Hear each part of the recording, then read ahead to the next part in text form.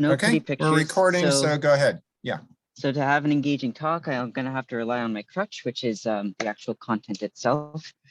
But okay, so ultimately this talk is to deal with a question that, I mean, maybe it should be left rhetorical, but like, what is the deal with BPS states? Because basically what I did on this page is I went to archive and I searched BPS in the title, and I just wrote down everything that people called BPS.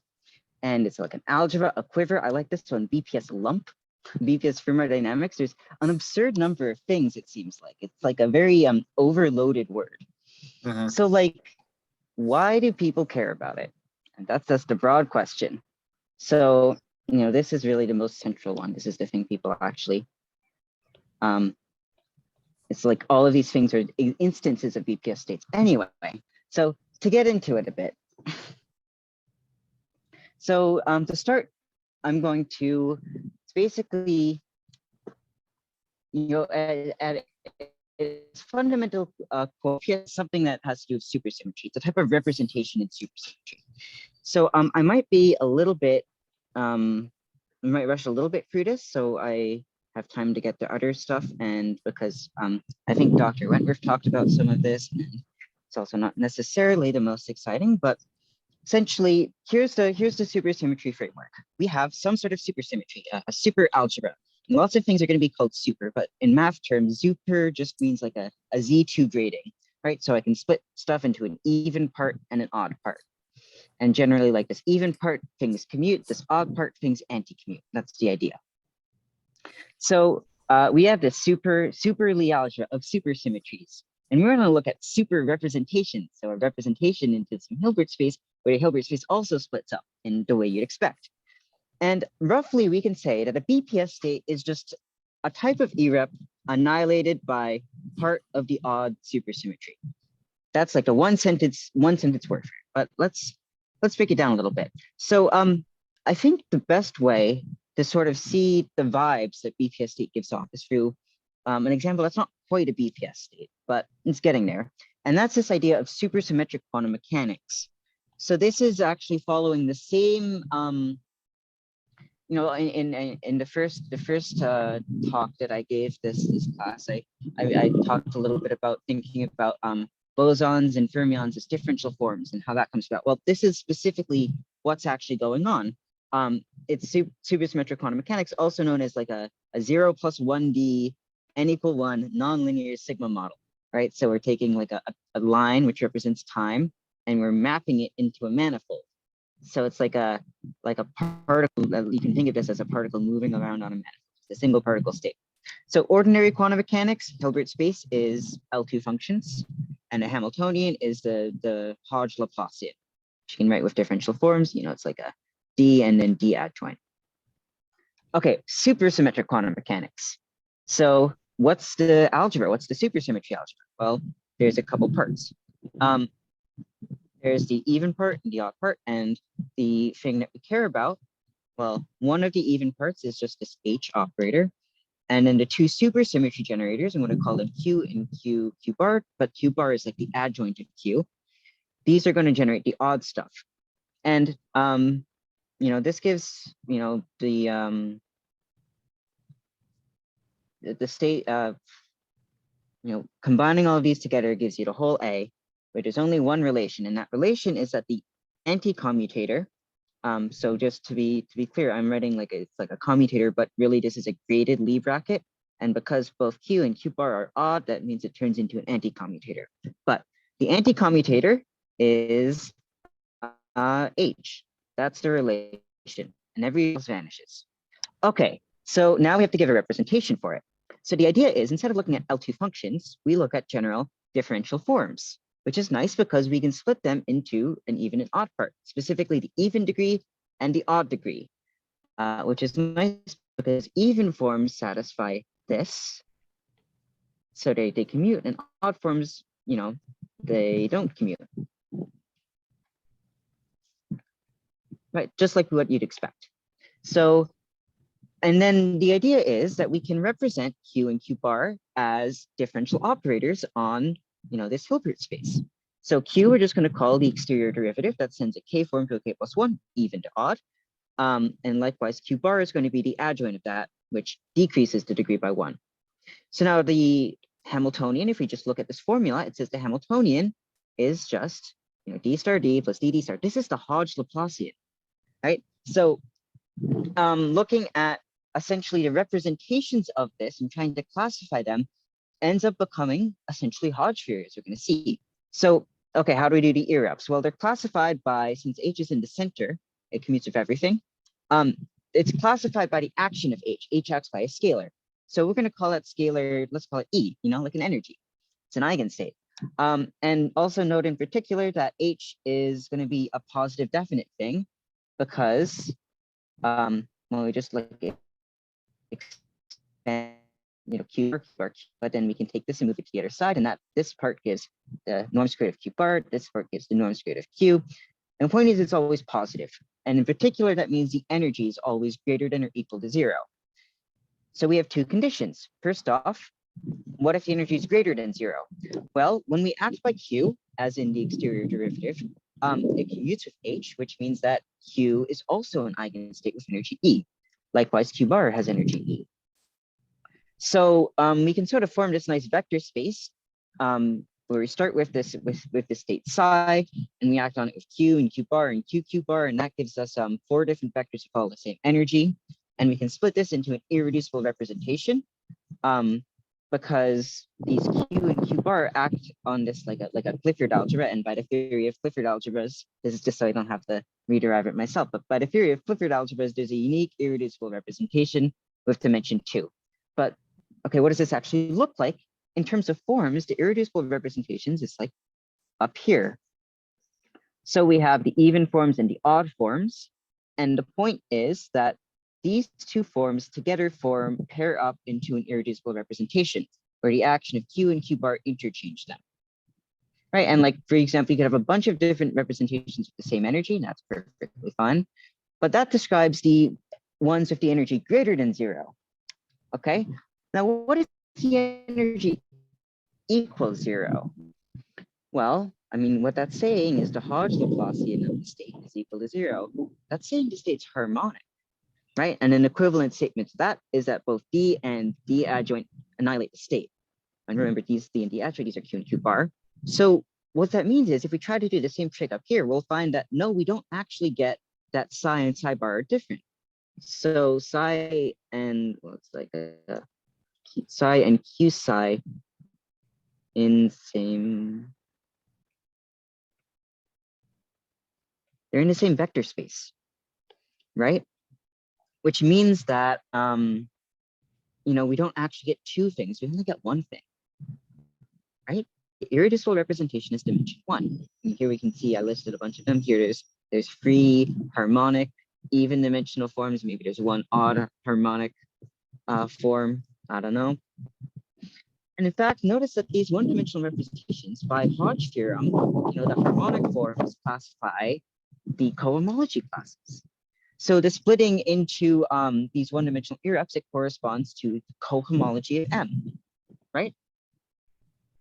And this is like kind of cool because it says that if we deform the Riemannian metric of M, we know the cohomology groups don't change. So in a sense, it's invariant under deformations. Another way to see that is that these irreducible representations have dimension 1, while these all have dimension 2. So I can't just take one of these guys and lift up its energy, because it needs to have a corresponding pair in the other degree to lift up at the same time. But the point of that is that these E equals 0 states, the ones that saturate the bound, are rigid, and they're nice, and they tell us about topology, right? So these are essentially the analog of our BPS states.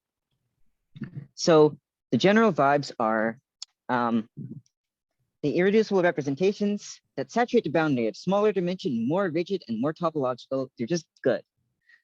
Okay, and now I want to make sure if there's any questions, and also make sure that people can still hear me, because I can't see anybody else. Elliot, can you hear me? Situation. Yes, I can. Wonderful. So if you go back a little bit on your previous slide, a little bit further there, where you have this q bar on psi by absolute value, the norm squared plus q on psi, norm squared. Yeah, there. Yeah. So that implication actually goes both ways. If you have states of zero energy, then they have to be annihilated by both q and q bar. This is what you stated later down. But that means what you added in red ink underneath your diagram, the green-red diagram, psi and q on psi star are not the same space. Q on psi is 0. And that was yeah, I agree. right. Sorry, And continue. so those psis that are annihilated by q, they are called supersymmetric. So technically what you said below, that those are, I'm not sure what you wrote there, but you said they're equivalent to BPS states. That's kind of true. They're supersymmetric states. States are annihilated by all the q's are supersymmetric. Those that are annihilated by a subset of the q's, but not all of them, typically half of them or so, they are the BPS states. Okay. Okay, I thought BPS was something specific to n equal 2, but that's interesting. Right. Okay, so it's let's write that. It's supersymmetric. Right. So and the reason for that is that q and the q bars can be thought of as the generators of the supersymmetry group. Right. And so if you write formally e to the I epsilon q acting on these functions psi, and you expand e to the I epsilon q in a Taylor series, then nothing acts other than the identity. So these functions, these psis, are literally invariant. They are not changing under supersymmetry transformations. Okay. Great, thank you. That's helpful clarification. So yeah, as I mentioned, I thought that BPS was an n equal 2 thing, because most people talk about, I've seen it in context of n equal 2. And well, let me actually give you that context right now. So n equal 2, things get more complicated. You know, now I have, instead of just one set of q and q bar, I have 2. Let's label them by 1 and 2 like this, right? And then, you know, by a very long and belated argument, this has fancy name, the Coleman-Mandula theorem or supersymmetric generalization, you can tell the most general possible super algebras that you can have, right? It's the Poincare algebra and some other gauge-Lie algebra and some central algebra. So these are the 3 parts of the bosonic part. And in the n equal 2 case, we have, you know, these 4 generators, which are all spin 1/2 states. So supersymmetry itself, in a somewhat schematic way, what are the generators? Well, Q1, well, for each charge, Q and Q bar anti-commute to form something proportional to P. It's not like exactly P, but I didn't really want to go into all the indices. So that's usual supersymmetry. It's just this is usually what we think is the supersymmetry algebra. But we can extend it with these central charges as the commutators of the 2 charges with each other, right? So the point is, if you commute charge 1 with charge 2, you're going to get an element of the center of the Lie algebra. It's called the central charge. If you do it with their conjugates, then you're going to get the conjugate number. It's a complex number. So we can play the same song and dance. We can classify these according to some, you know, some central element. In this case, we don't have a nice H, but we can use a Casimir invariant, which is basically the norm of P, this P here, where we're going to say, let's say it's action, which we're using to classify the states. Let's just call it m squared, the mass. So the mass is what classifies these states in the broadest sense. And like we can make life more convenient by just choosing the rest frame, where we can basically replace this P with M. And it keeps life simple. So the question is, can we find this similar bound on M, like the bound on H that we saw in the n equal 1 case just above? And here's the trick. The trick is that we take the 2 supercharges and rotate them into one another. So what I mean by that is we form a composite charge, let's call it Q, where it is a complex number where it's, you rotate Q1 by theta and you rotate Q2 bar by negative theta. You add those together, right? So we have Q, and then we can also form, with Q theta, we can also form Q theta bar, right? So these are two things that generate their own little supersymmetry algebra, just like Q1 and Q2 do on their own. But why did we bother rotating them? Well, let's look at the norm of this. If you just, plug this in and use these generators and, do it out, you'll see that the combination of Q1 with Q1 bar and Q2 with Q2 bar, that gives you M. While the ones interchanging Q1 with Q2, that gives you aspects of the central charge. Specifically, we have the central charge rotated by positive theta and the central charge conjugate rotated by negative theta. So here's kind of the picture, right? Is we have the central charge Z and Z bar, and we can choose any theta to rotate Z. And then this is essentially the real part of that. So we can choose any theta we want. So let's just choose the best one possible. Let's rotate all the way back until we get to this one in a negative real axis, right? So we can choose the theta such that this term here becomes negative the absolute value of the central charge. Cool. But also, the whole point is that Q theta bar and Q theta are conjugates, which means that this commutator, by the same reasoning as above, it's a positive operator. So that means its eigenvalue also has to be positive. And this, it gives us a bound on the mass. It gives us a bound on the mass. It says that it must be greater than or equal to the absolute value of the supercharge. This is the BPS bound for n equal 2, right? And we have that this bound is saturated whenever, well, in this case, it's whenever it's annihilated by both Q theta and Q theta bar. So it's annihilated by like a two-dimensional subspace of the odd part of the Lie algebra, which is 4 dimensions. Is that right? Well, yeah, that's right. So this is called a BPS state, right? This is like the sort of founding notion of what people call BPS. And in particular, it has some nice properties. Just like above, we can look at the irreducible representations. A non-BPS state, we have the action of all of these 4 odd charges, and also because we're in 4D, these are spin 1/2. There's also spin pairs, so it's twice as many. And facts about Clifford algebras says that irreducible representations have to have dimension 16. I'm going to call these long irreducible representations. But if it saturates the bound, then two of these 4, two-dimensional subspace, the one that's spanned by Q theta and Q theta bar, those annihilate psi. So the only supersymmetry left is the other 2 dimensions. And basically, instead of having 8 elements, we have 4. So the irreducible dimension, the dimension of the irreducible representation isn't 16, it's 4. It's much smaller. So again, we get that if it satisfies this bound, then it's smaller dimension irreducible representations, and it's just nicer. So that's sort of the first part about the representation theoretic notion of a BPS state.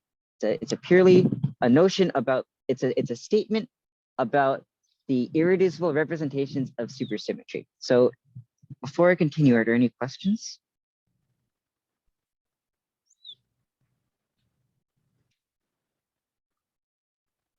So Okay. the same, yeah. No, go ahead. Go ahead. I withdraw my question. Okay. Yeah, so that's cool and all, except let's have a little bit of a history lesson. Okay, why is it called a BPS state? Well, BPS is named after 3 people, Bogomolny, Prasad, and Sommerfeld. Sorry, I will ask my question. So is the same thing true for massless states? Massless states are kind of like BPS states already, in that it has the same dimension irreducible representation. All massless states do. I think that this would imply that massless states have to have 0 central charge. Yeah, don't quote me on that. Right. So that's the whole point, is that you don't have massless states if you have non-trivial central charge, I guess. Right. Okay. All but right. the idea is that these BPS states behave a lot like massless states. Right. Because massless states, mass equals 0 is the lowest possible mass. It Right. saturates the bound in the same way. Thanks. Okay. Yeah, Just monopoles. for a second there, this is a good point, actually.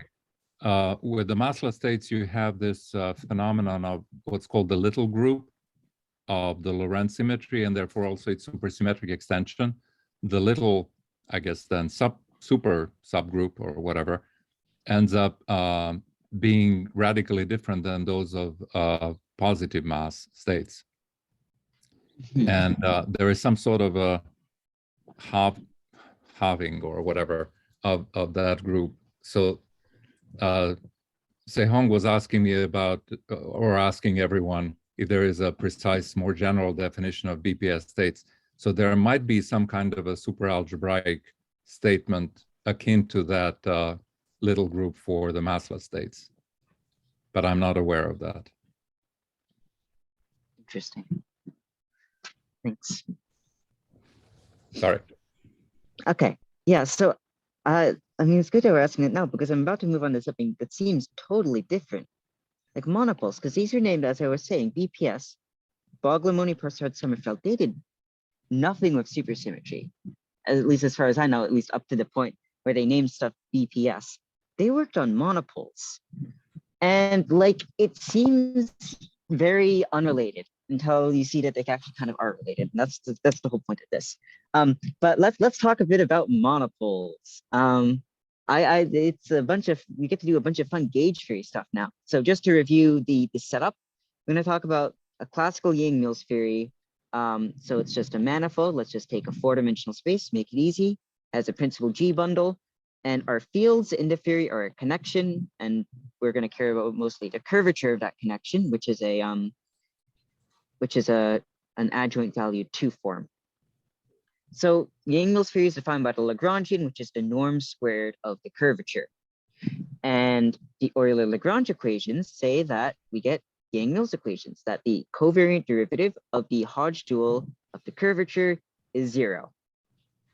Cool. And notice I'm denoting that this is 4 because I'm specifically talking about this as the Hodge star on this space, which won't be the case always. So let's just make life easy, talk about electromagnetism where G is U1, in which case the Lie algebra of U1 is just R. So F is a 2 form. It's just a straight up 2 form. And this connection is just the exterior derivative. Okay, so let's talk about static solutions. Okay, so we're going to look at solutions that don't vary in time. So to study those better, we're going to split space and time up into like the spatial part and the time part. And for the field 2 form for electromagnetism, it looks like this. We can split up F into the spatial 2 form, let's call it fancy B, and then E, which is the spatial 1 form, wedge dt.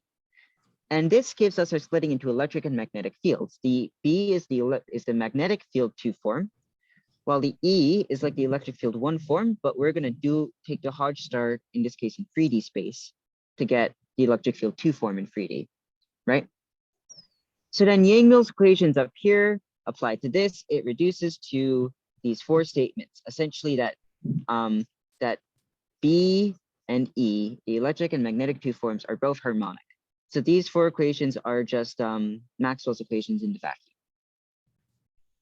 So we're interested in monopoles, which is a solution to these that has a non-zero electric and or magnetic charge.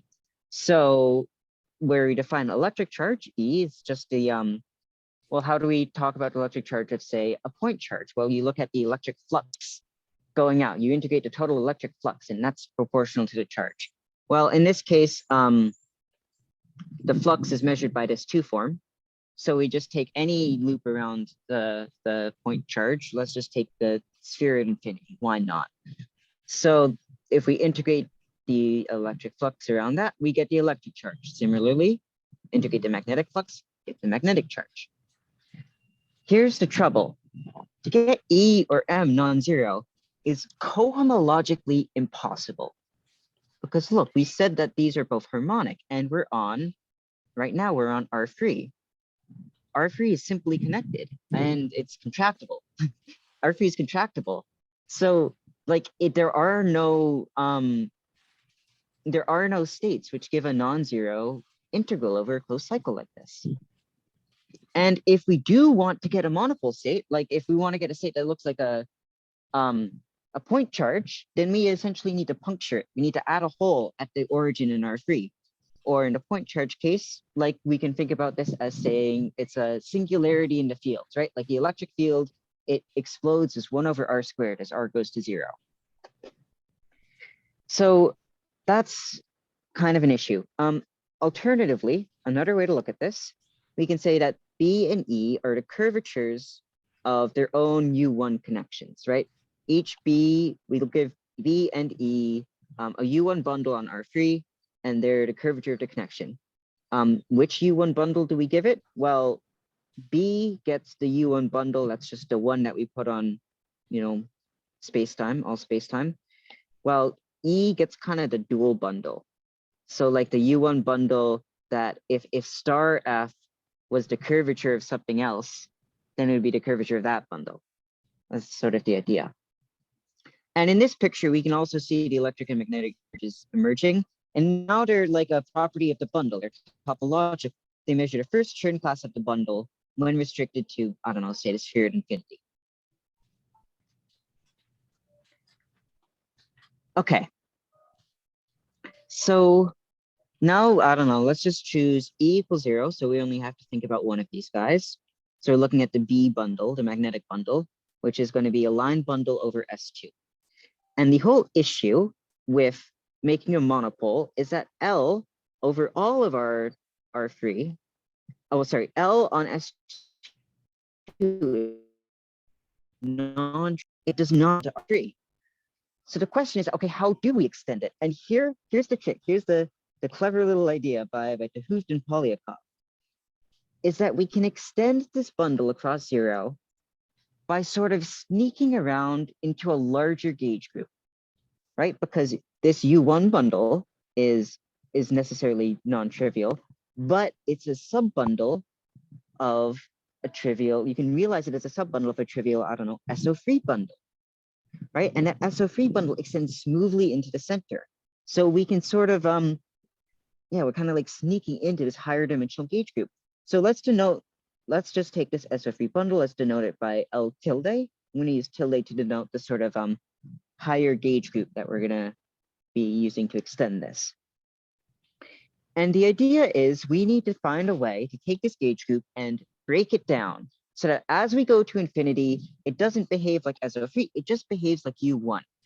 It's like we need to break the symmetry. Some might even say spontaneously.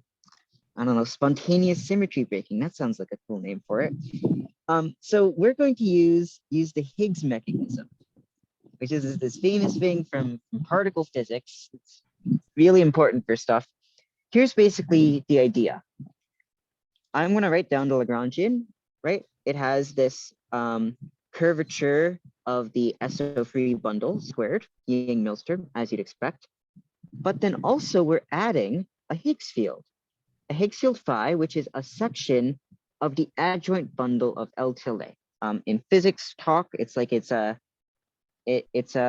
lives in a Lie algebra at each point, and it transforms in the adjoint representation.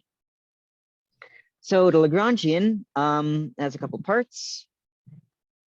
So the parts we're going to add a kinetic term because it's in the adjoint bundle. The derivative, we're going to use the covariant derivative of our connection on the SO3 bundle, and then some potential, right? So this is called the Yang-Mills-Higgs Lagrangian. Now, so I argue, well, the argument is that this L corresponds, as we go to infinity, it necessarily, like the amount of freedom restricts. And we can look at that through its energy density. The energy density, it's just the kinetic terms, as you'd expect, except instead of subtracting the potential, you add the potential. And as long as your potential is positive, your energy density is always going to be positive. Now, we're going to look at finite energy configurations of this field, which necessarily means that as we go to infinity, the energy density at each point has to vanish. okay, what does it mean for the energy density to vanish? Well, let's just like go through each part. It means each part has to individually vanish because they're all individually positive. Curvature is 0. The Higgs field is covariantly constant, and the potential is 0. So we're gonna call the moduli of different solutions to this global solutions. The entire energy is all 0, minimal possible energy. This is like the vacuum manifold. And in this case, the fact that the curvature and the covariant derivative vanish together, basically we can, up to a gauge, we can just say that the phi is constant, right? And then it's just a statement that for phi to be 0, the vacuum manifold is just, the pre-image of 0. It's the set of potentials which vanish. So now we pick our potential, and we take this is a Higgs potential. It's the one everybody uses. We take essentially phi squared minus a squared. So just to know, phi is an element of SO3, but SO3 we can give it the Killing form, which is this quadratic form here. And that is equivalent to just R3. The Lie algebra is equivalent to R3 with just a standard inner product, right? So this says that essentially phi squared equals a squared. In other words, we're looking at if this potential vanishes, then the length of the vector phi has to be constant. It chooses a sphere. We can look at this in a little graph like A, it hits 0 at A. So trace of phi. There's trace of phi squared. Yeah. The trace of phi squared. Sorry about that. Yeah.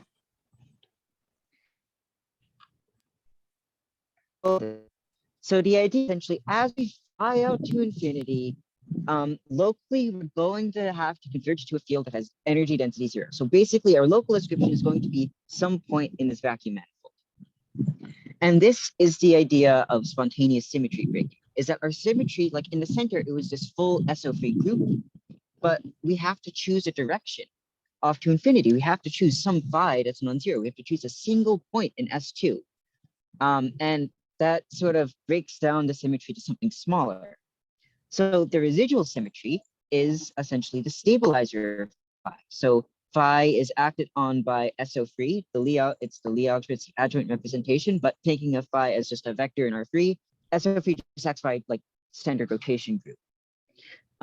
So we can think of phi, it's a vector on a sphere. We have the full rotation group can move it anywhere, but if we just choose one direction, the stabilizer of that is just rotation around that direction, right? Of what single factor of U1. So if we choose how it goes at infinity, if we choose the value of phi on the sphere at infinity, that basically fixes a stabilizing bundle. The bundle that stabilizes this field is going to choose a sub U1 bundle of the SO3 bundle, right?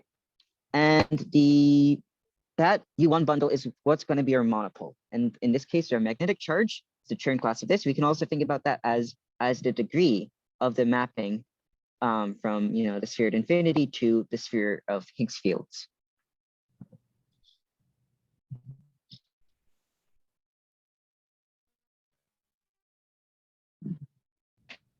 So like that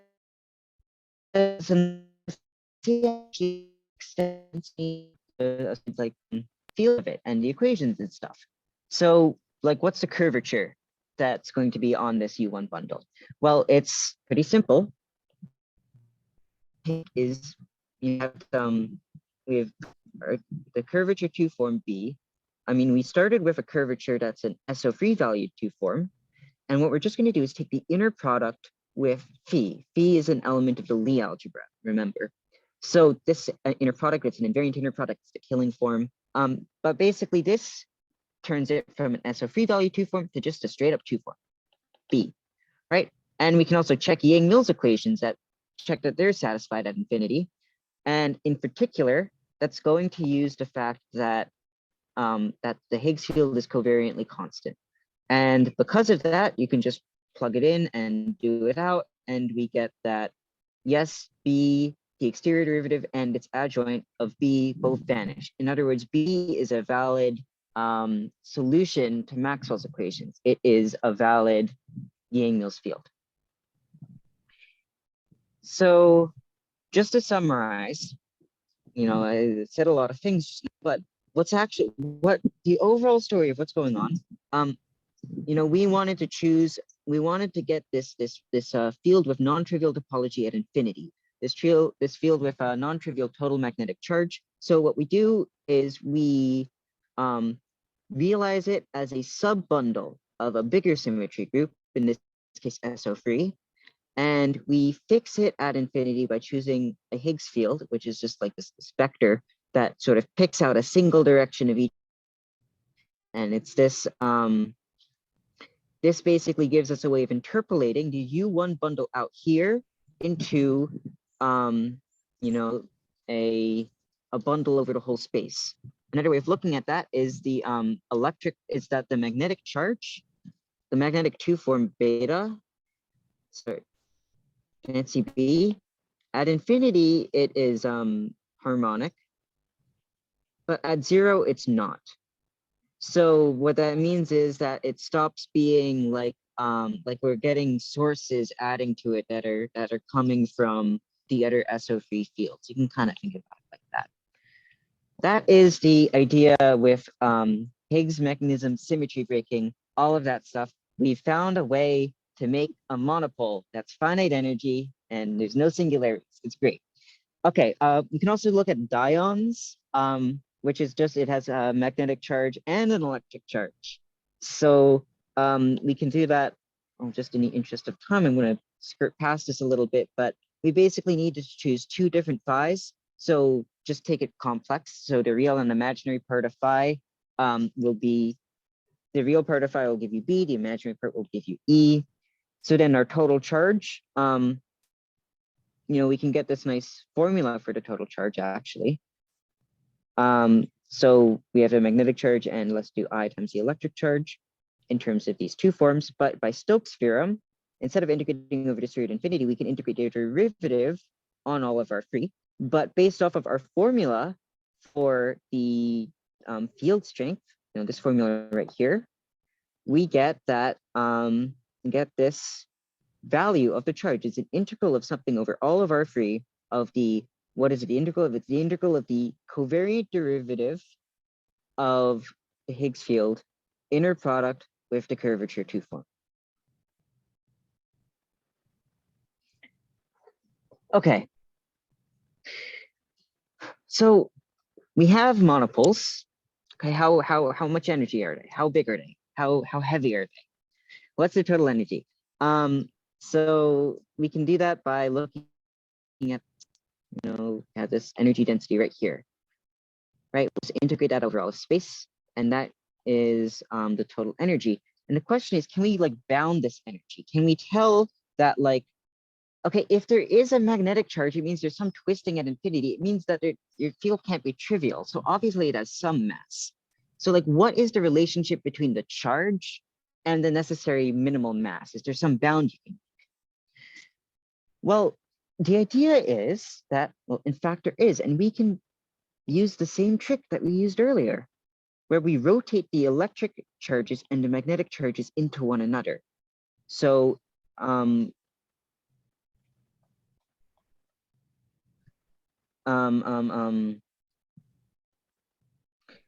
basically, we're going to add in, remember phi is this complex thing now. We're just multiplying by e to the I theta, which rotates the two parts into each other.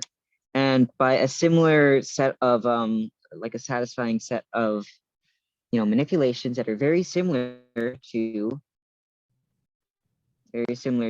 these ones, we basically get that, yes, in fact, the mass has to be greater than the real value of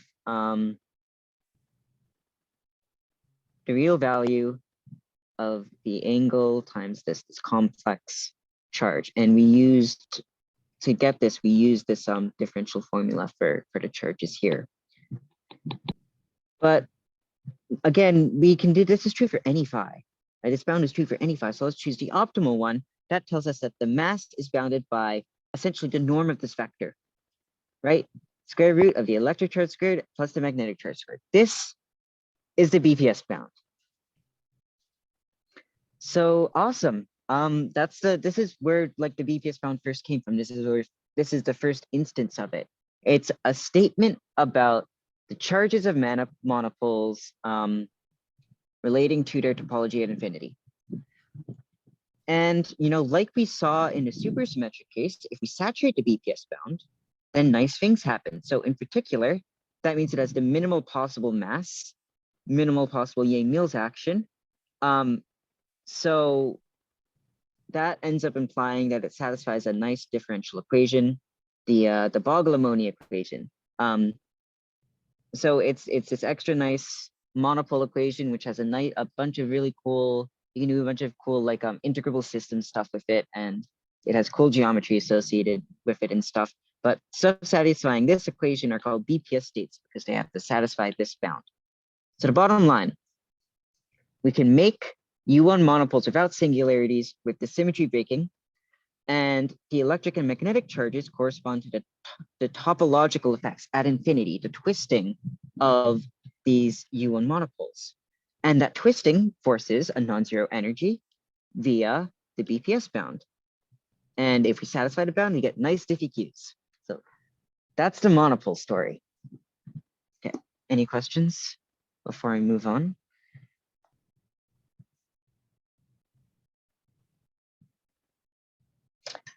Okay, cool. So, I mean, like, wait a minute. That's kind of weird, right? Like, why are these both called BPS? Why are they called two different things, BPS bounds? Because on the surface, this seems like it has nothing to do with representations of supersymmetry. I mean, like, I guess they did both use the rotating charge trick, but like, that's not enough to give them to justify the same name, right? There must be more. And in fact, we can correspond and we can treat the monopole BPS states via supersymmetry. And the idea is to choose a right representation. We already saw this in the case of n equals 1, if you remember, where we chose that we represented the fields as, sorry, we represented the, our representation was through a space of fields. And then the supersymmetry charges became differential operators, an exterior derivative. And then the BPS charges, it satisfied the BPS bound if it was the kernel of the Laplacian, if it satisfied some nice differential equation. So the idea is by looking at these in terms of fields, we can turn all of the abstract statements about supersymmetry algebras into concrete statements about differential equations. So let's do it. Supersymmetry and superfields. So this is called the Superspace Formalism. I'm just anxious that I got disconnected, so just making sure people can hear me.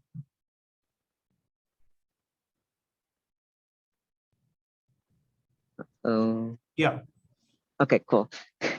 Sorry about that. Yeah. Okay. Superspace formalism. What's the deal with that? The idea is we're looking at a super space time. Oh, I should write super here. Everything's super now. But when everything's super, nothing is.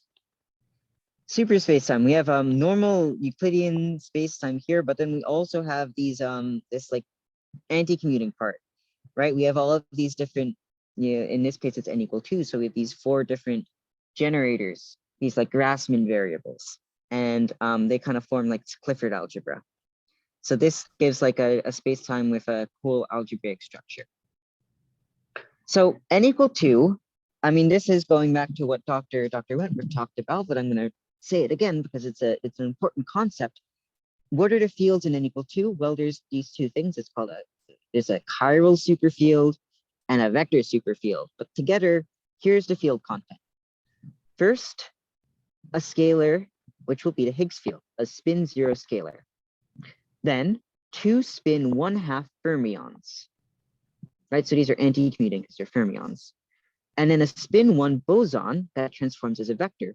This is the gauge field, right? So this is going to give us their curvature and stuff like that. And then, you know, there's a couple auxiliary fields, which are in these original things, but if they're called auxiliary fields because they don't really matter, because once you actually look at the Lagrangian, you can integrate them out and sort of remove them from the dynamics. So let's say we do all of that. What is the final Lagrangian?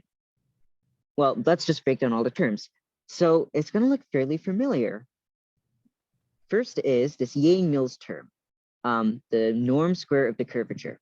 And I'm including his coupling constant now, which I've been leaving off earlier. Let's note that. So we have this Yang-Mills term. We have this kinetic term of the Higgs field. Right? Which is the covariant derivative of the Higgs field squared. So it's like the Higgs field coupled with the gauge thing. We have a potential term, which we'll talk a little bit more about later.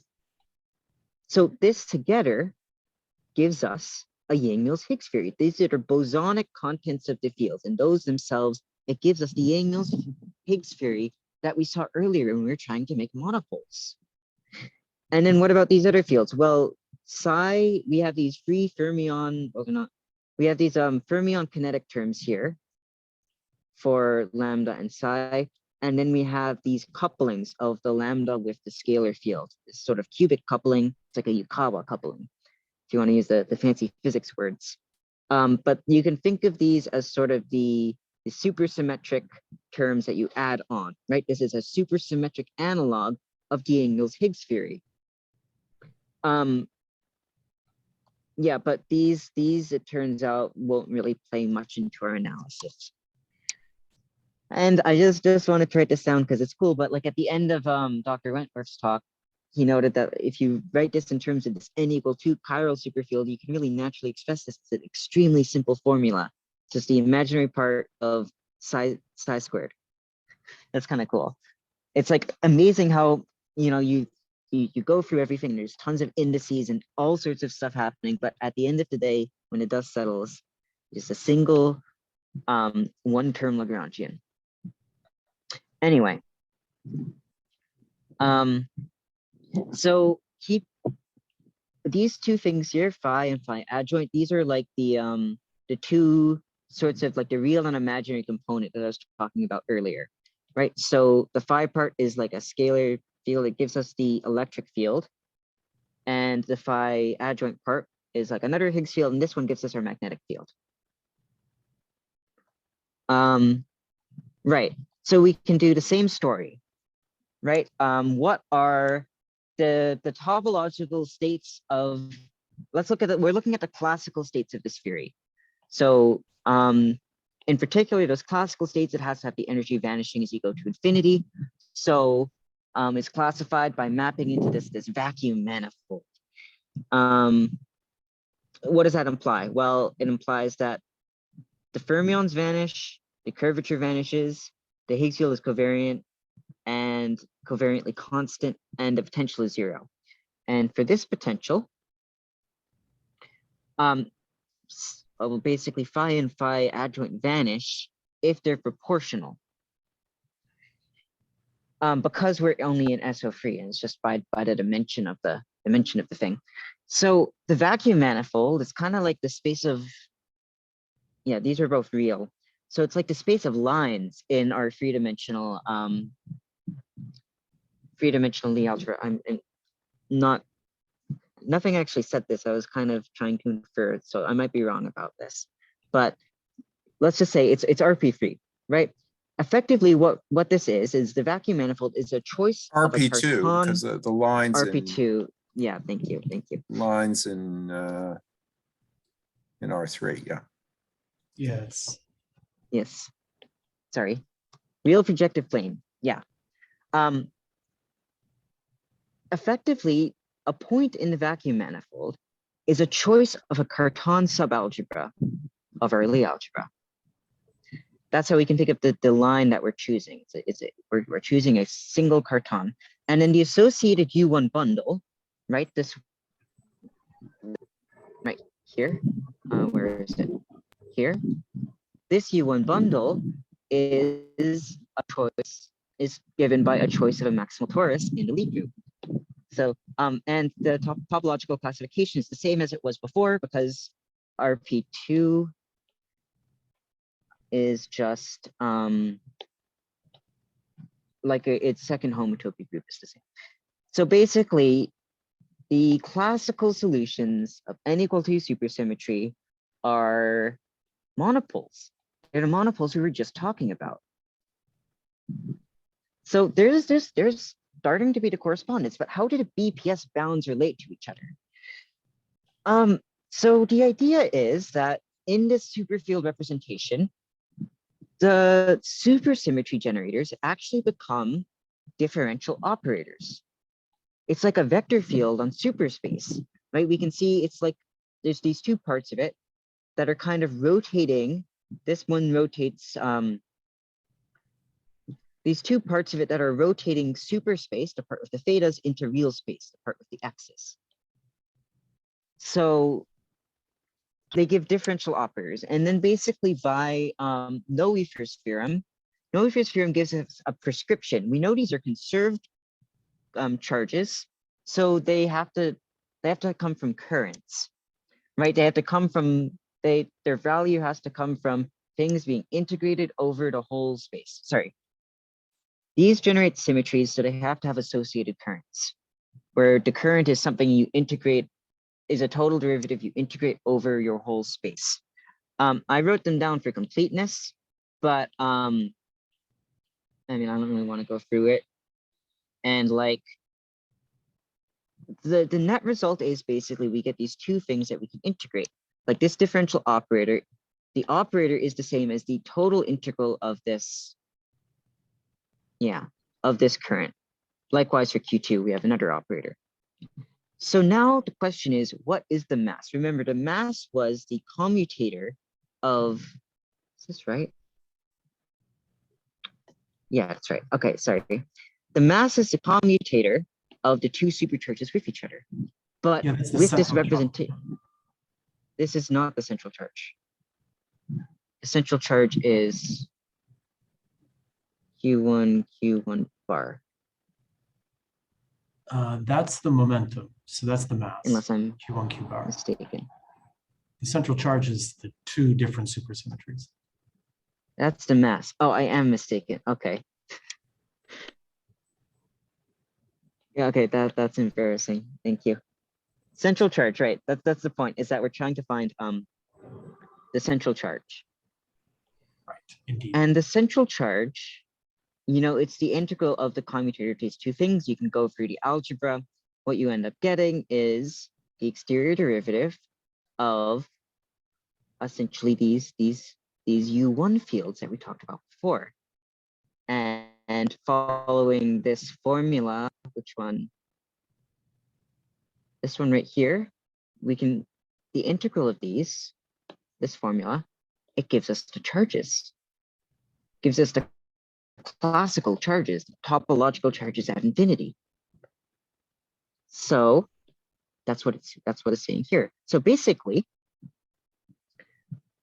the central charge splits into the sum of an electric charge and a magnetic charge.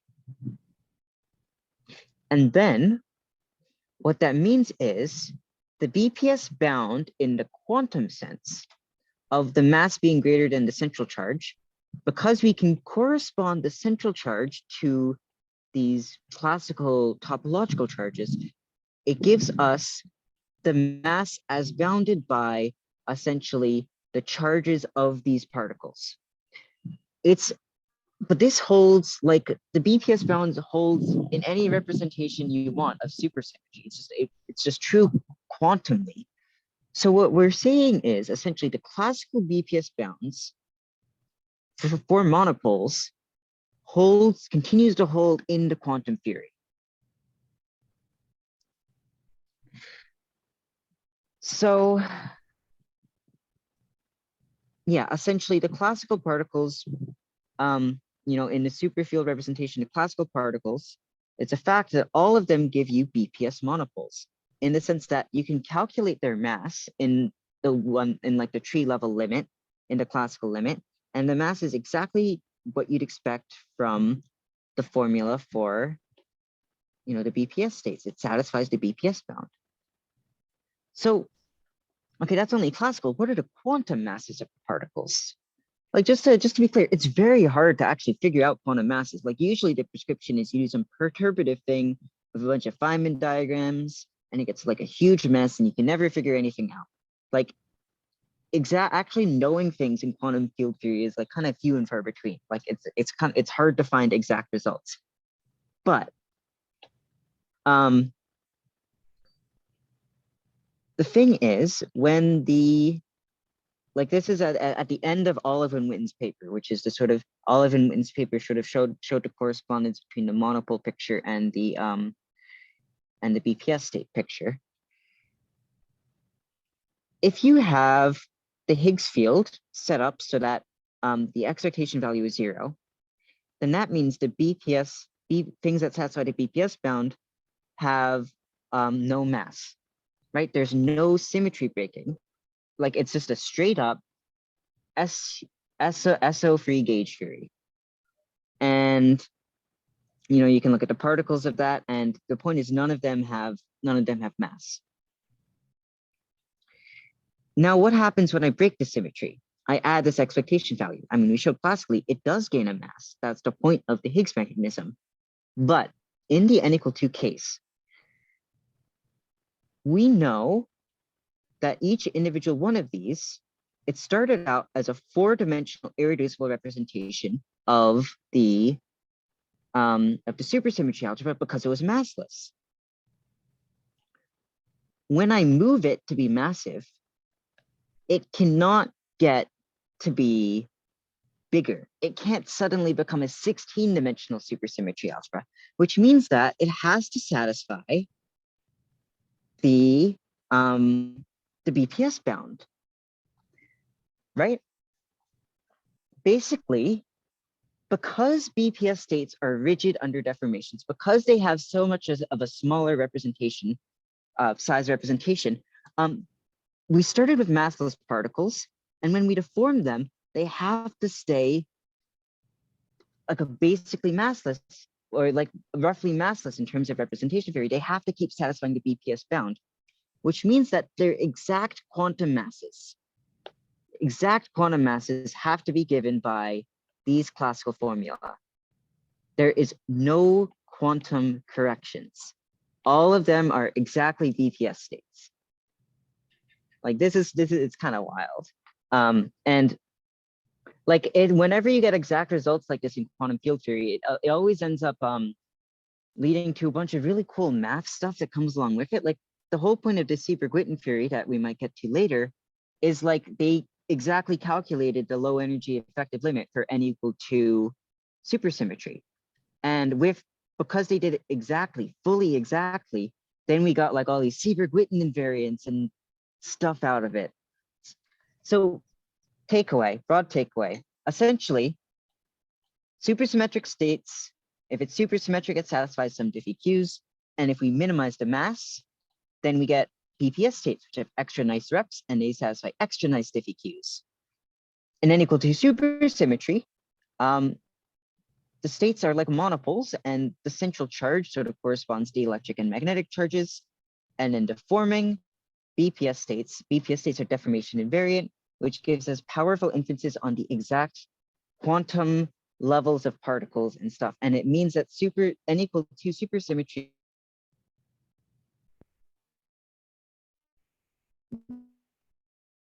and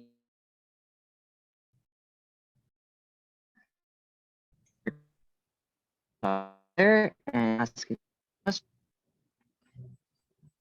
We missed the last part of your talk. You just cut out there for a second. So, how, like, they get to.